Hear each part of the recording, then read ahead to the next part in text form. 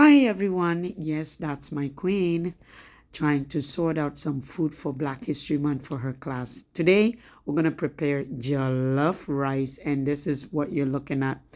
This is when all class prepare traditional food from their home country.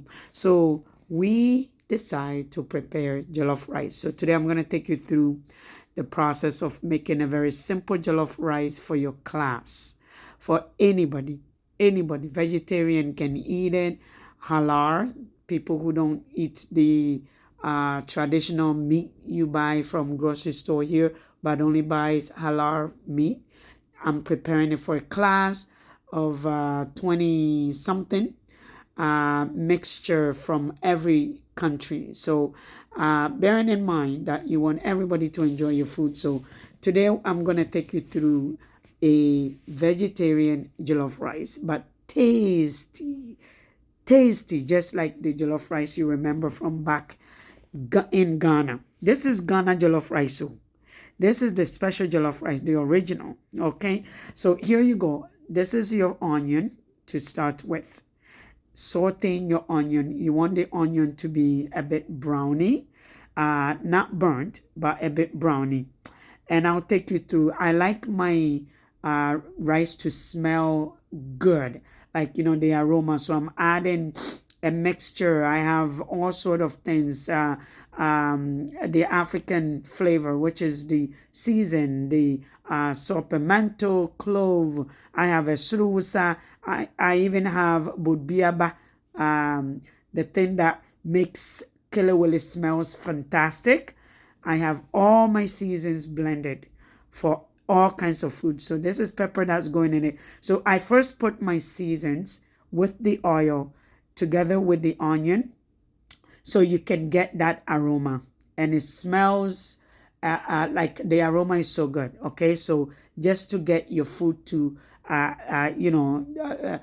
get outside, so somebody from outside can smell the spice and that feeling of Ghana. When somebody's cooking and you can smell it from their gate all the way across the street. This is exactly what this thing smells like with the seasons. Put your stove on a medium high, not too high. You don't want the onion to burn out. So here you go. I'm preparing my adding ingredients. So ginger, onion blended together with green onion. You can add red onion. You can add black pepper. Green pepper and red pepper. This is the green pepper, the big green pepper that we find in a supermarket store. This is exactly, and that is the queen preparing the food. Okay, here you go. So we're gonna go through the seasons one by one. So this is where you want your onion to be like. Then your blended seasons or spice. You can in fact add kind of like let's see, celery, anything that makes your food taste good and smell good. This is everything, and we're gonna cook this down till it simmers down, right? You want the seasons and your vegetable to marry together with the smell of onion, ginger, a hint of ginger in the air. That's what you want your food to smell like. You want every food. This African tradition is all food must smell good. Okay, the food must have onion inside. So this is a mixture of onion. I like the tomato paste that I buy from the African store, and I'll after the video you will see the African store that I go to. So here you go. Okay, by then I've washed my rice. This is how you want your onions to look like with the spices that you put inside. This is how you want to look like, a bit thick before you add your tomato paste. Guys, don't, if you want to sort of indulge it a little bit, you want to be creative, you don't have to add tomato paste. You can blend your fresh tomato instead of tomato paste. I like this tomato paste because it gives you the color. It gives you the color you need. We want this to look like the Ghana jollof rice I actually use jasmine rice because you want it to come out the exact same way as how Ghana jollof rice will give you. Okay, so here you go. Let's take a minute, 10 minutes to make this thing cook down, and we'll come back and add the next stuff that needs to go in. By then you've added, if you're doing a non-vegetarian, this is where you add your broth. Okay, your chicken broth, or I like goat, because it gives you the flavor of the goat in your jollof rice. I don't like it anymore because I'm cutting down on meat. I've been eating fish all along, so I've created my own flavor, which is the vegetables that you've seen me blended. You can blend anything, coriander, anything that will give your jollof rice the taste that you imagine. So I've added my nutmeg, I've added my salt to a taste, and then you're going to cover this thing up to cook down so you can get everything cooked. Jollof rice, the taste of jollof rice depends on how well your stew comes out. So some people feel they have to add meat broth. You don't have to. You don't have to. Guys, I've taken you a little bit too far, okay? But I've added the rice here, but I'm gonna take you through the process, okay? Where you would see how the tomato came out. This is when you do it well. Your rice will look like this, okay? Without adding too much water. You want the rice to come out the same color. This is exactly how it should look like. You can cover this as we go along. You will see it. You cover this with your, some people put plastic. I don't like plastic. You know how it goes, eh? Plastic has so many things in it. It's dripping with the heat. It goes in your food. So I add a paper towel or a cloth. Some people add a cloth to make sure that your rice steam stays inside. So here, this is how your tomato is going to look like, okay? This is how it, so before you put your rice in it, this is how you want the stew to come out.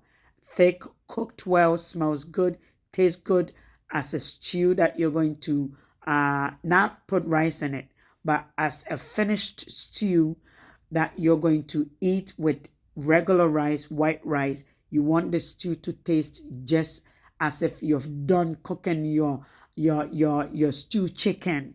You want the stew to be like a stew chicken, or goat meat stew, or the one you're going to use for your pounded yam, or your side dish, anything like plantain or yam. You want the stew to taste just like that before you put your rice in it. And this is how. Just took you back a little bit just to see. You sprinkle a little. You see how the stew looks thick with the rice? You sprinkle a little water on it. You want the water and the rice to be at the same size. This is jollof rice, guys, not regular rice. The stew is thick. The stew is going to suck into the rice, the grain. It's going to cook it the exact. So if you put too much water than this, you're going to come out with jollof rice that's kind of like starchy and munchy. You want your jollof rice to be separated, nicely separated. And that is how your jollof rice will look like. This is why I took you back. So you will see how the stew looks like, what measurement, how it's going to look like, even if you don't measure. I don't measure my rice because, again, repeating this several times will teach you how much rice you need. So guys, this is it, okay? Again, I wanted to repeat that part so you see it and you know exactly what it should look like. Don't worry about it. Put this on a medium low just because it's rice. You want it, jollof rice, it's love food. It's love food. You have to have love to be able to cook jollof rice. If you don't have love and patience, you can't cook jollof rice, you know. You need to know it's not one of them things that you can put on and just expect it to cook itself, or you gotta caress it, you gotta talk to it, you gotta stir, you gotta give it all kind of love that it needs to come out just right. And as the steam goes in, you can see the rice cooking itself, okay? It cooks itself. I'm taking my time to make sure that you get it, because some jollof rice, trust me, when you eat it outside, don't taste like it tastes paste. it tastes like pasty. For your jollof rice not to taste like tomato paste or tomato sauce, you gotta start basting it with the startup vegetables, the onion, the ginger, the red pepper, the green pepper, the celery, whichever one. And you gotta make your seasoned base. Okay, that's why I put it in the oil before I started the stew, so it will smell good. So here you go. This is how your jollof rice should look like as it's cooking itself down, and the way you can get it to look just like the one you remember back home from the Zongo side. You understand what I mean? From the Zongo side, remember that lady that sells queen queen? You see what the queen queen used to look like and smells like? This is the exact same way. If I were to be making queen queen, you will see all kinds of fish and meat and assorted meat inside this food. Oh my God, it gives you a totally different flavor. Here you go. That is your jollof rice. This is it. It doesn't, it's not sticky together. It is separated just the way you want it. And as you're going through, the children, you would see how well they enjoyed this jollof. This was the jollof rice that your neighborhood Ajia used to make. This is it. This is how simple, easy to make. Very easy. If you want to add your meat inside, of course, you're going to cook your meat with jollof with ginger and onion the same way. You separate it, you fry it, and before you put the rice inside the stew to cook it, you put your meat inside the stew. Cook it for 5 minutes, add your rice, and then that's how you can make your meat jollof rice. If you wanted veggie, you make it like this. You can also add green pea, red pea, carrot. You can add anything to it just before you put your rice inside. And remember to give it love. Remember to give it the love it needs in order for the kids to enjoy. So here, I'm gonna again take you to the store that all these things was purchased from, okay? I'm gonna take you to Kaineshi Market, but enjoy the taste, the smell, the aroma, the feel, the jazzy, and the spirit that this thing brings into your soul, okay? The strength, this food, it's a soul food. Jollof rice is one of the African finest and one of the African soul food, Ghana soul food you can find. Jollof rice, not Nigerian jollof rice, okay? This is the typical jollof rice you can find. And if it's done well, you can find in the African store. This thing, all the children enjoyed it. From my daughter's school, it was to taste how African Ghanaian jollof rice. And here you go. This is a cheque. Somebody also brought a cheque. This is where the jollof rice ended up. This is plantain, fried plantain. Take a little bit of that, add your fish, and here you go. That's the energy you find, man. This is the energy you find when you give them the right things, the right food, the right energy, and the right nutrients they need. This is the best. They enjoy the food. I enjoyed the acheke, okay? I enjoyed acheke. I enjoyed Moroccan food in the classroom, and it was beautiful. It was beautiful seeing children enjoying themselves, testing each of the African food that they saw on that table.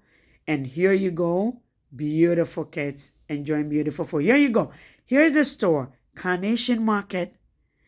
Don't miss out getting what you need from the African grocery store. This is Carnation Market, Albion and Islington, okay? This is where I went when I wanted to have a taste of my jollof rice and also blend everything. You see those things, you can use it to do anything, to mash up everything you need to. If you want to have the feel of fufu, if you want to have the feel of omoto banku from the original place, go to Kanishi and again get your stuff from there. Sobolo, all kinds of things. The uh again, salt fish, everything you need to buy. Get yourself, don't get too far from uh, going to Kanishi. These stuff can all be put into jollof rice, right? This is what I call original fish right from the motherland, and it's the prices, you can't beat it. These are the seasons I combined to add to my oil. If you want omoto with the best original peanut butter soup, peanut soup, this is the place to get it from, okay? The best yam you can find is at Kanishi Market. Go over there, you find everything you need from Ghana. The little stuff you think you can't even find in Canada, go to the store. Trust me, they have everything. I got even toothpaste, charcoal toothpaste. Oh my goodness. The oil, it is the original. It is the undiluted, polluted ones from here, okay? This is the place to go to if you're looking for the best palm soup, the best palm oil, the best palm of everything, okay? Everything. Even you can get what the plantain, eh? Apim, and the rest of the food, of course, our neighbors, Nigerian food, Nigerian gari, everything is there. Kenke, banku, of course, limitless. You can't beat it. Even rubs.